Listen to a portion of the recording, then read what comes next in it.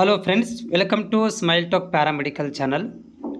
Friends, ಈ ವಿಡಿಯೋದಲ್ಲಿ NHMಲ್ಲಿ ಕೆಲಸ ಮಾಡುತ್ತಿರುವಂತಹ ನೌಕರರು NHMಲ್ಲಿ ಜಾಬ್ಗೆ ನಾವು ಸೇರ್ಕೋಬೇಕು ಅಂತ ಬಯಸಿರುವಂತಹ ವಿದ್ಯಾರ್ಥಿಗಳಿಗೆ ಮತ್ತು NHMಲ್ಲಿ ನಾವು ಖಾಯಮಾಗಿ ಅಲ್ಲೇ ಉಳ್ಕೊಂಡ್ಬಿಡಬೇಕು, NHMಲ್ಲಿ ಮಾಡಬೇಕು ಅಂತ ಇರುವಂತಹ ಅಭ್ಯರ್ಥಿಗಳಿಗೆ ಈ ವಿಡಿಯೋ ಇರುತ್ತೆ. ಯಾಕಂದರೆ ನಾನು ಸುಮಾರು ವಿಡಿಯೋಗಳನ್ನು ಮಾಡಿ ಹಾಕಿದ್ದೀನಿ. NHM ಜಾಬ್ ಬಗ್ಗೆ ಕೂಡ ಮಾಹಿತಿಯನ್ನು ಕೊಟ್ಟಿದ್ದೇನೆ. ಏನೋ ಒಂದು ವಿದ್ಯಾರ್ಥಿಗಳಿಗೆ ಮತ್ತು ಅಭ್ಯರ್ಥಿಗಳಿಗೆ ಕಲ್ತಿರುವಂಥವ್ರುಗಳಿಗೆ ಗೌರ್ಮೆಂಟ್ ಅಂಡರಲ್ಲಿ ಒಂದು ಡಿಗ್ನಿಟಿಯಸ್ ಆದಂಥ ಒಂದು ಕೆಲಸ ಸಿಗುತ್ತೆ.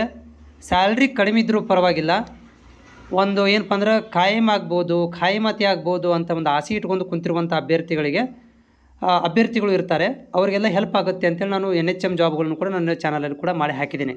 ಆದರೆ ಈಗಿನ ಪರಿಸ್ಥಿತಿ ಏನಾಗಿದೆ ಅಂತಂದರೆ, ಈ ಆರ್ಟಿಕಲ್ ಬಂದಿರುವಂಥದ್ದು, ನ್ಯೂಸ್ ಪೇಪರಲ್ಲಿ ಬಂದಿರುವಂಥದ್ದು ಮಾಹಿತಿ ಏನಂತಂದರೆ, 30,000 NHM ನೌಕರರಿಗೆ 3 ತಿಂಗಳಿಂದ ₹1 ಸ್ಯಾಲ್ರಿ ಕೊಟ್ಟಿಲ್ಲ ಕರ್ನಾಟಕ ಸರ್ಕಾರದಿಂದ. ಅದರ ಬಗ್ಗೆ ಈ ಒಂದು ಆರ್ಟಿಕಲ್ ಬಂದಿರುವಂಥದ್ದು. ಇದರಲ್ಲಿ ಏನು ಮಾಹಿತಿ ಇದೆ ಅನ್ನೋದನ್ನು ನಾನು ಇಲ್ಲಿ ನಿಮಗೇನು ಮಾಡ್ತೇನೆ ಅಂತಂದರೆ ಇನ್ಫಾರ್ಮೇಷನನ್ನು ಕೊಡ್ತೇನೆ. ವಿಡಿಯೋ ಪೂರ್ತಿಯಾಗಿ ಕೇಳಿ ಮತ್ತು ನೋಡಿ. ಚಾನಲ್ಗೆ ಹೊಸಬರಾಗಿದ್ದರೆ ಚಾನಲ್ನ ಸಬ್ಸ್ಕ್ರೈಬ್ ಮಾಡ್ಕೊಂಡು ಸಪೋರ್ಟ್ ಮಾಡೋದನ್ನು ಮರಿಬೇಡಿ.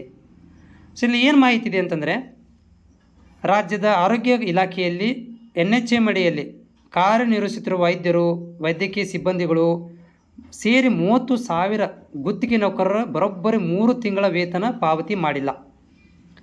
ಆರೋಗ್ಯ ಇಲಾಖೆ ಮತ್ತು NHM ನಿರ್ದೇಶಕರ ನಿರ್ಲಕ್ಷ್ಯದಿಂದ ಅವರು ಮಾಡಿರುವಂಥ ಒಂದು ನೆಗ್ಲಿಜೆನ್ಸಿ 30,000 ನೌಕರರ ವೇತನವಿಲ್ಲದೆ ವೇದನೆಯನ್ನು ಅನುಭವಿಸ್ತಾ ಇದ್ದಾರೆ. ಮತ್ತೊಂದೆಡೆ ವೇತನ ನೀಡಲಾಗದ ಸ್ಥಿತಿಯಿಂದ ಕೊರೋನಾ ಸಂಕಷ್ಟದಲ್ಲಿ ಜೀವ ಪಣಕ್ಕಿಟ್ಟು ವೇತನ ಒಂದು ಆಸೆ ಪಡೆದೇನೆ ಸಾವಿರಾರು ಮಂದಿ ಕೆಲಸದಿಂದ ತೆಗೆಯಲು ಸಿದ್ಧತೆ ನಡೆಸಿವೆ. ಅಂದರೆ ಯಾರು ಕೋವಿಡ್ ಟೈಮ್ನಾಗ ಜಾಯ್ನ್ ಆಗಿದ್ದಾರಲ್ಲ NHMಲ್ಲಿ, ಅವರುಗಳನ್ನು ಸ್ಯಾಲ್ರಿ ಸೆಕೆಂಡ್ರಿ ರೀ, ಅವರು ಜಾಬನ್ನು ತೆಗಿಲಿಕ್ಕೆ ಮುಂದಾಗಿದೆ ಸರ್ಕಾರ.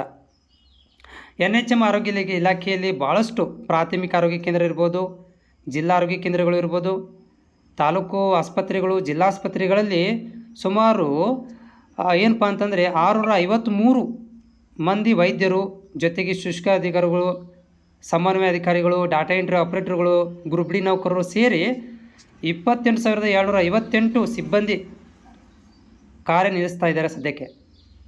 ಇವರಿಗೆ ಸೇವಾ ಭದ್ರತೆ ಒದಗಿಸಲು ಹಲವು ವರ್ಷಗಳಿಂದ ಬೇಡಿಕೆ ಸಲ್ಲಿಸಿದರೂ ಅವರಿಗೆ ಈಡೇರಿಸಿಲ್ಲ.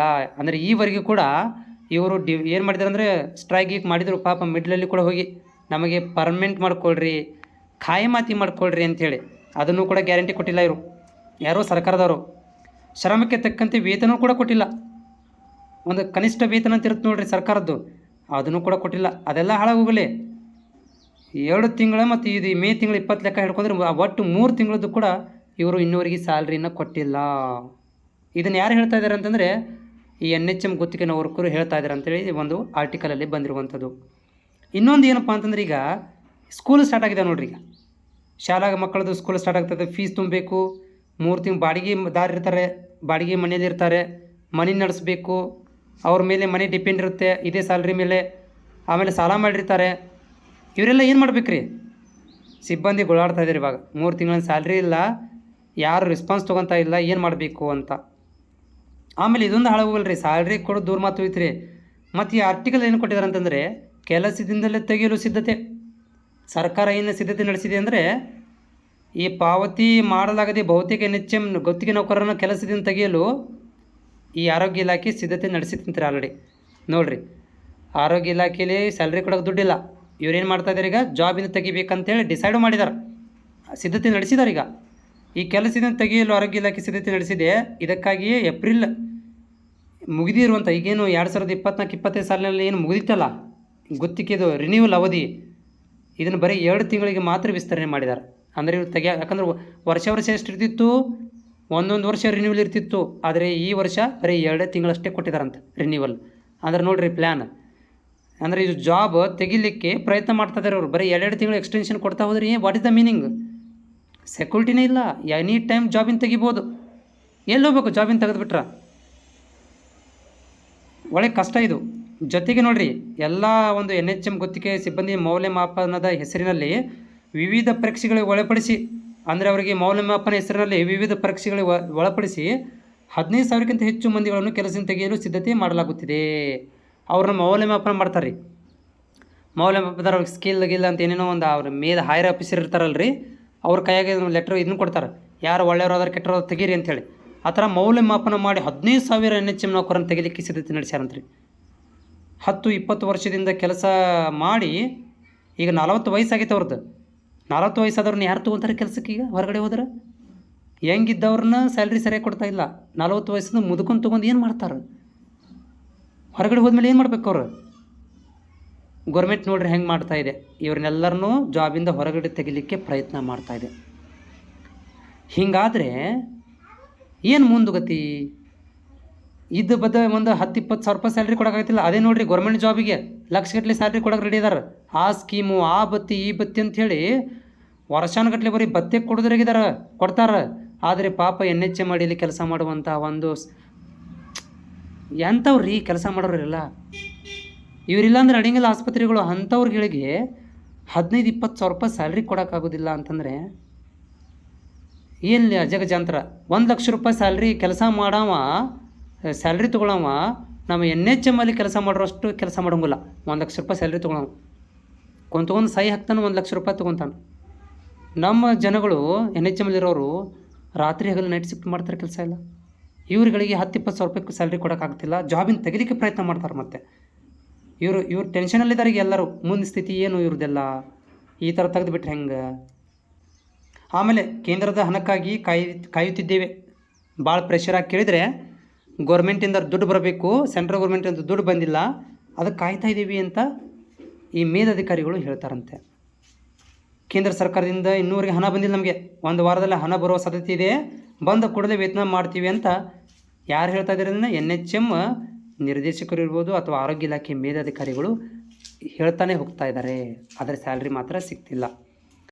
ಸೊ ಇದರ ಮೇಲೆ ಏನು ನಾನು ಒಂದು ಕನ್ಕ್ಲೂಷನ್ ಹೇಳ್ತೀನಿ ನೋಡಿರಿ. ಈ ರೀತಿಯಾಗಿ ಗೌರ್ಮೆಂಟ್ಗಳು ಮಿಡ್ಲಲ್ಲಿ ಜಾಬ್ಗಳನ್ನ ತೆಗಿತಾ ಇದ್ದರೆ ಓಕೆ. ಈಗ NHMಗೆ ನಾನು ಹೇಳೋದೇನಂತಂದರೆ ಯಾರು ಕೂಡ NHMಗೆ ಬರೋಕ್ಕೆ ಹೋಗಬೇಡ್ರಿ. ಅಲ್ರಿ ನಾಳೆ ನಿಮ್ಗೆ ವಯಸ್ಸಾದ್ಮೇಲೆ ಹಿಂಗೆ ಜಾಬಿನ ತೆಗೆದುಬಿಟ್ರೆ ಎಲ್ಲಿ ಹೋಗೋರು ನೀವು? ನಿಮ್ಗೆ ಯಾರು ತೊಗೊತಾರೆ ಜಾಬಿಗೆ? ಈಗ ಅನಿಸುತ್ತೆ ನಿಮ್ಗೆ NHM ಅಲ್ಲಿ ಮಾಡ್ಬೋದು. ಈ ಜಿಲ್ಲಾ ಆಸ್ಪತ್ರೆಯಲ್ಲಿ ನಾವು ಜಾಬ್ ಮಾಡಕ್ಕೆ ಕುಂತೀವಿ, ಫುಲ್ ಡಿಮಾಂಡ್ ಇದೆ. ಡಿಮಾಂಡ್ ಹೋಗಲಿ, ಬದ್ನಿಕಾಯಿ ಹೊಟ್ಟಿಕೊಳ್ಳಬೇಕಲ್ಲ ನಿಮಗೆ. ನನಗನ್ನಿಸ್ತಾ ಇದೆ ಅಂದರೆ NHMಗೆ ಜಾಬ ಬರೋಕ್ಕೆ ಹೋಗ್ಬೇಡ್ರಿ. ಯಾರು NHM ಮಾಡೋಕ್ಕೆ ಹೋಗ್ಬೇಡ್ರಿ. ಏನು 15-16 ಸಾವಿರ ರೂಪಾಯಿ ಸಿಗೋದಿಲ್ಲ. 15-16 ಸಾವಿರ ರೂಪಾಯಿ ಯಾರು ಬೇಕಾದ್ರೆ ಜಾಬ್ ತೊಗೊತಾರೆ. 15 ಆದವ್ರು ಪಾಸ್ ಆದರೂ ಕೂಡ ಹೆಲ್ಪರ್ ಪೋಸ್ಟಿಗೆ 15-20 ಸಾವಿರ ರೂಪಾಯಿ ಸ್ಯಾಲ್ರಿ ಇದೆ. ಓಕೆ. ಕಟ್ಟಡ ಕಾರ್ಮಿಕರುಗಳಿಗೆ 25-30 ಸಾವಿರ ರೂಪಾಯಿ ಸ್ಯಾಲ್ರಿ ಸಿಗುತ್ತೆ ತಿಂಗಳ ಲೆಕ್ಕಾಚಾರ ನೋಡೋದಾದರೆ. ನೀವು ಇಷ್ಟೆಲ್ಲ DMLT, OT, lab, BS nursing, GNM nursing ಅವೆಲ್ಲ ಕೋರ್ಸ್ಗಳನ್ನು ಮಾಡಿಕೊಂಡು ಕಷ್ಟಪಟ್ಟು ಓದಿ 16-17 ಸಾವಿರ ರೂಪಾಯಿ ಸ್ಯಾಲ್ರಿ ಬಂದು ಅದರಲ್ಲಿ ಮುದುಕಾಗಿ, ಕಡಿಮೆ ಸ್ಯಾಲ್ರಿ ಒಳಗಡೆ ಮುದುಕಾಗಿ ಹೊರಗೆ ದಬ್ಬಿಟ್ರೆ ಎಲ್ಲಿ ಹೋಗಬೇಕು? ಈ ರೀತಿ ಆಗೋಂಗಿದ್ರೆ ಯಾರು ಕೂಡ NHMಗೆ NHM ಜಾಬಿಗೆ ಬರೋಕ್ಕೆ ಹೋಗ್ಬೇಡ್ರಿ. ಪ್ರೈವೇಟಲ್ಲಿ ಚೆನ್ನಾಗಿ ಸ್ಯಾಲ್ರಿ ಇದೆ, ಡಬಲ್ ಸ್ಯಾಲ್ರಿ ಕೊಡ್ತಾರೆ. ಒಂದು 2-3 ವರ್ಷ ಎಕ್ಸ್ಪೀರಿಯನ್ಸ್ ಆದರೆ ಸಾಕು, ಡಬಲ್ ಸ್ಯಾಲ್ರಿ ಸಿಗುತ್ತೆ. ಜಾಬ್ ಮಾಡ್ತಾ ಹೊರಗಡೆ ಹೋಗಿ, ಪ್ರೈವೇಟಿಗೆ ಹೋಗ್ರಿ, ಅಬ್ರಾಡಿಗೆ ಹೋಗ್ರಿ. NHMಗೆ ಬರೋಕ್ಕೆ ಹೋಗ್ಬೇಡ್ರಿ ಅಂತೀನಿ. ಯಾಕಂದರೆ ಈ ಪರಿಸ್ಥಿತಿ ಮುಂದೆ ಬರ್ಬೋದು ರೀ. ಇವಾಗ ಈ ಪರಿಸ್ಥಿತಿ ಇದೆ ಅಂದಮೇಲೆ ಫ್ಯೂಚರಲ್ಲಿ ಕೂಡ ಇದಕ್ಕಿಂತ ಕೆಟ್ಟಾಗತ್ತೆ, ಒಳ್ಳೇದಂತೆ ಆಗೋದೇ ಇಲ್ಲ ನಿಜವಾಗ್ಲೂ. NHMಗೆ ಯಾರು ಬರೋಕ್ಕೆ ಹೋಗ್ಬೇಡ್ರಿ. ಈಗ ಬಂದಿರುವಂಥ ಕಷ್ಟದಲ್ಲಿರುವಂಥ NHM ನೌಕರರ ಪರಿಸ್ಥಿತಿ ನಿಮಗೂ ಬರಬಾರ್ದು. ಯೋಚನೆ ಮಾಡಿ ಜಾಬಿಗೆ ಬನ್ನಿ.